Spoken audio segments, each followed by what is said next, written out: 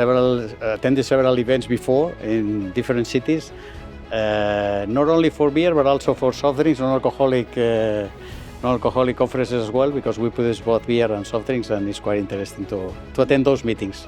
It's important to attend those meetings because you are not going to discover a gold mine, obviously. You are not discovering things that you have not previously investigated, but it's a common ground to share some thoughts and to balance really what is important and what is relevant for the sector in the future.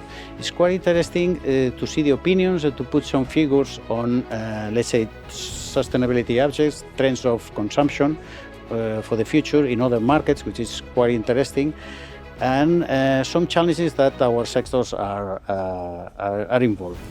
Well, it has been really interesting because we cover different topics related to our activity, which is both leverage our leading brands here in Spain and Portugal, but also our private label co-packing segment, that it's a relevant part of our commercial activity. And the combination of both, I think, is unique for our company, and this is what brings me, actually, I think it brings me to the States to share our experiences. And this possibility of combining both models, that commercializing brands but also private label and offering co-packing services, is one of the things that and we speak about that today, offers a wide opportunity to take the advantages of all of our capacities. Yeah. I think the trend for non-alcoholic beers or low alcoholic is the main trend that has to worry us for the future.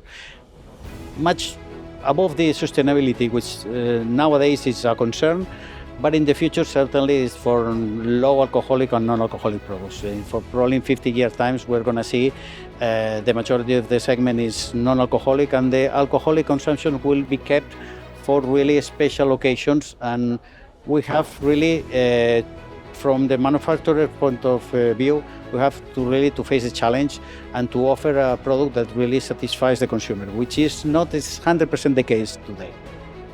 Well, there are different challenges that we are facing, but I must say that the first one is the change of the regulation. It's really very confusing, the different regulations that we are facing today, different regulation at the European level. Here in Portugal, where we are strongly present, but also in Spain with different regional regulations.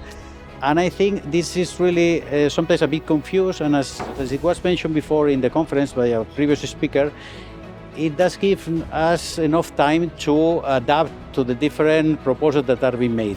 So certainly it's a thing that worries us today, and we have to face the future for that.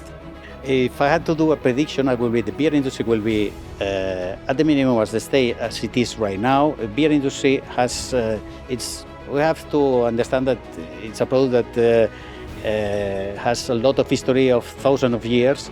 So I think it's going to stay for the future. New generation are entering into beer, and they are really appreciating the beer from scratch. But what it changes is what I say, the consumer trends, the way they consume. But I think it's going to be a sector that is going to stay for years.